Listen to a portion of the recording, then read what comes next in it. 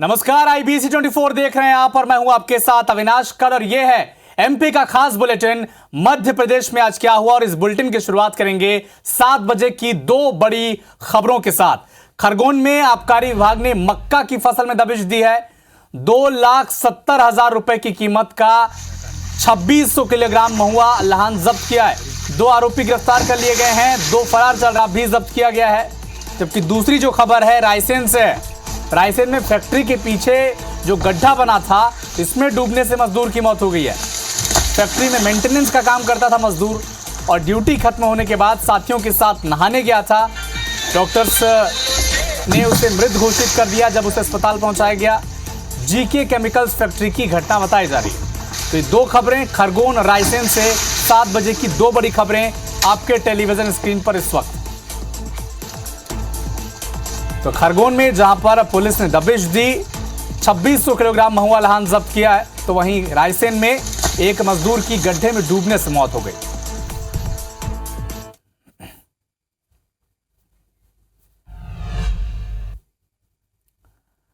धार से एक बड़ा अपडेट आपको बता दें। बाइक सवार ने बुजुर्ग दंपत्ति को टक्कर मार दी। खेत से पैदल घर लौट रहे थे बुजुर्ग दंपत्ति और पीछे से जो कार आ रही थी उसने दंपत्ति को कुचल दिया। 2 महिलाओं की मौत हो गई है। नवजात समेत 3 लोग घायल बताए जा रहे हैं। अहमदाबाद मार्ग के तिरला फाटा के पास यह हादसा हुआ है। घायलों को फिलहाल जिला अस्पताल में भर्ती करा दिया गया है। तो एक बड़ी खबर धार से बता दें, खेत में काम कर वापस लौट रहे थे दंपत्ति, पीछे से तेज रफ्तार कार ने कुचल दिया उन्हें। 2 महिलाओं की मौत हो गई है, 3 नवजात घायल हैं।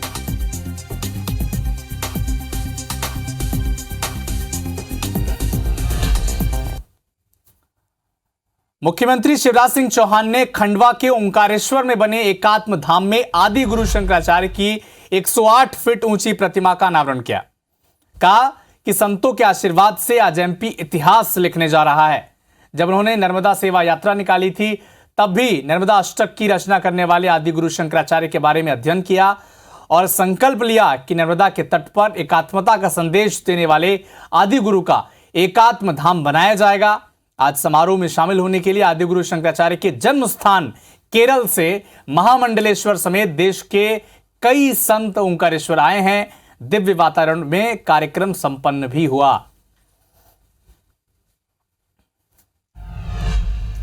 तो अब बात महिला आरक्षण बिल की, क्योंकि ओबीसी महासभा ने महिला आरक्षण को लेकर प्रधानमंत्री मोदी को खत लिखा है। 6 प्रस्ताव भेजे हैं। महासभा ने विधेयक में संशोधन कर ओबीसी महिलाओं को 33 की जगह 50% आरक्षण देने की मांग की है। महासभा ने 1996 की गीता मुखर्जी कमेटी के सुझाव का हवाला दिया है और मांग नहीं माने जाने पर आगामी चुनाव में बीजेपी के बहिष्कार की चेतावनी दी है। कांग्रेस भी ओबीसी महासभा की मांग से खुश है। संविधान के अनुच्छेद 333(a) का हवाला दिया गया। तो वहीं दूसरी तरफ बीजेपी महिला मोर्चा की राष्ट्रीय अध्यक्ष माया सिंह ने कहा कि जो कांग्रेस नहीं कर सकी उसे मोदी सरकार ने कर दिखाया है।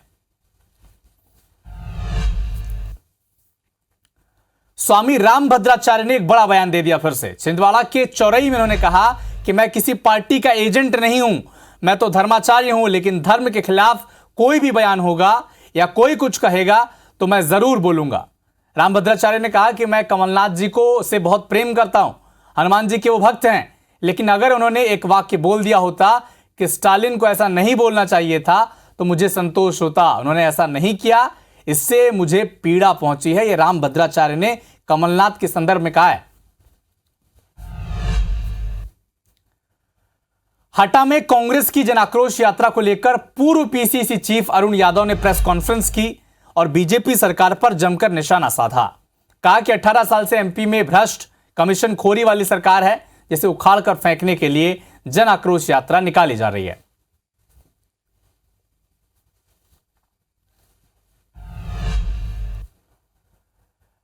जबलपुर में पीसीसी चीफ कमलनाथ और प्रदेश सह प्रभारी रणदीप सिंह सुरजेवाला ने चुनावी तैयारियों को परखने के लिए मंडलम सेक्टर पन्ना प्रभारियों की बैठक ली। दोनों नेताओं ने कार्यकर्ताओं को पूरी निष्ठा से चुनाव लड़ने के लिए मंत्र दिया। इसके बाद ये दोनों नेता पाटन में आयोजित संविधान बचाओ सभा में शामिल हुए। कमलनाथ ने बीजेपी को घेरा, कहा कि बीजेपी के नेताओं को सीएम को अपना मुख्यमंत्री का चेहरा बताने में शर्म आ रही है। साथ ही कहा कि प्रदेश में निवेश नहीं आ रहा, इसलिए नौजवान बेरोजगार हैं।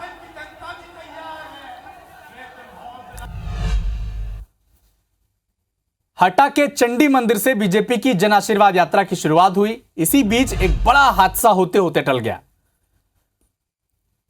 स्वागत गेट से जन आशीर्वाद यात्रा का रथ टकरा गया। रथ में मंत्री हरदीप सिंह डंग, पूर्व मंत्री रामकृष्ण कुमार कसमरिया समेत कई नेता मौजूद थे। यह तस्वीर आपके सामने, जहां पर जन आशीर्वाद यात्रा का गेट का रथ जो था वो एक गेट से टकरा गया और हादसा होते होते बच गया।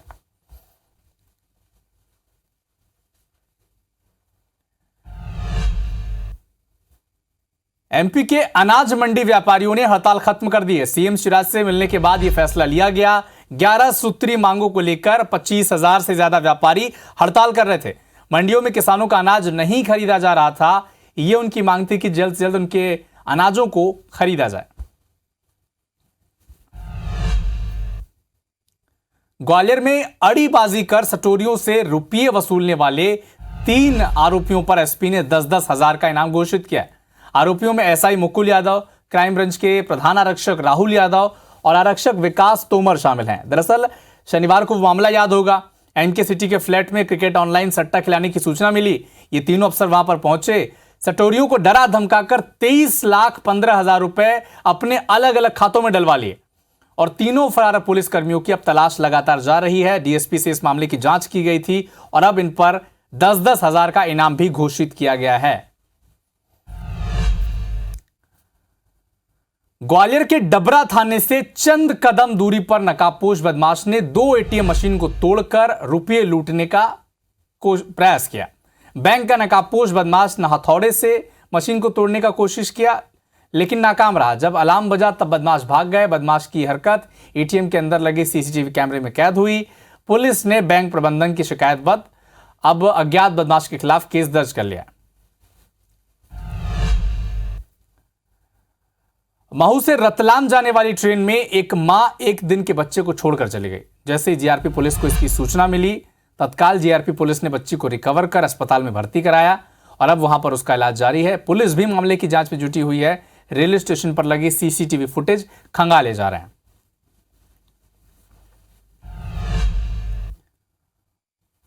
मुरैना के भिंड रोड स्थित शराब दुकान में बदमाशों ने तोड़फोड़ की। फ्री में शराब नहीं देने पर दुकान में तोड़फोड़ की गई। आरोपियों ने सेल्समैन से भी मारपीट की। पुलिस ने बदमाशों के खिलाफ केस दर्ज किया है।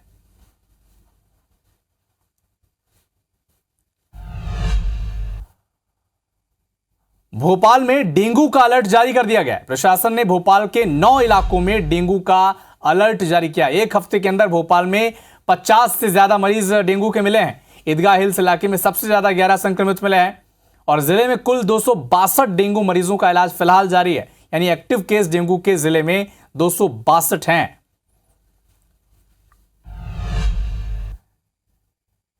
इंदौर रेलवे स्टेशन में ट्रेन में चढ़ने के दौरान एक युवती का पैर फिसल गया और मौके पर एक आरपीएफ के जवान ने युवती की जान बचाई और ये जो हादसा था ये सीसीटीवी कैमरे में कैद हो गया। सतर्कता के चलते आरपीएफ जवान के एक युवती की जान बच गई। ये तस्वीरें सीधे अब तक माफ कीजिएगा, ये इंदौर की तस्वीरें हैं जहां पर एक युवती का पैर ट्रेन से फिसल गया, लेकिन वहां पर मौके पर जो मौजूद आरपीएफ जवान था उसकी सूझबूझ के चलते युवती की जान बच गई। पीथमपुर क्षेत्र के घाटा बिलौद चौकी के पास चंबल नदी के किनारे मिली 3 लाशों की पहचान हो चुकी है। आपको यह बता दें कि मुक्तिधाम के कचरा संग्रहण केंद्र में कल कीचड़ से सनी 3 लाश मिली थी, जिसके बाद प्रशासन की टीम मौके पर पहुंची, पोस्टमार्टम के लिए भेजा, जिसमें यह बात सामने आई कि ये आशंका जताई गई है कि पानी बढ़ने के चलते यहां पे 3 लोग फंस गए थे और पानी में डूबकर ही इन तीनों की मौत हुई होगी, ऐसी आशंका जताई जा रही है। मुरैना जिले में सिविल लाइन थाना इलाके में हाईवे की 552 राहगीरों के लिए ये जो हाईवे है ये परेशानी का सबब बनी हुई है। हाईवे पर बैरियर चौराहे से लेकर मुरैना गांव तक बड़े बड़े गड्ढे हैं जिनमें पानी भरा रहता है और आए दिन इस रास्ते में हादसे होते रहते हैं।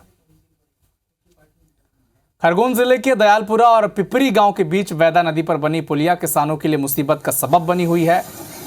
डैम का पानी छोड़ने से पुलिया डूब जाती है और जो 80% खेत है किसानों का ये पुलिया के दूसरी तरफ है, इसीलिए जान जोखिम में डालकर किसानों को पुलिया पार करनी पड़ती है। छिंदवाड़ा में 2 पुलिस जवानों ने मिसाल पेश की। पुलिस जवानों ने कंधे पर लाश लेकर गांव पहुंचे।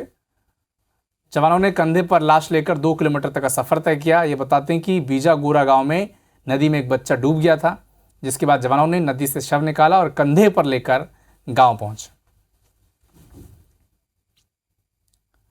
तो फिलहाल इस बुलेटिन में इतना ही, लेकिन देश और दुनिया के साथ मध्य प्रदेश छत्तीसगढ़ के सभी अपडेट्स के लिए आप जुड़े रहिए IBC 24। नमस्कार।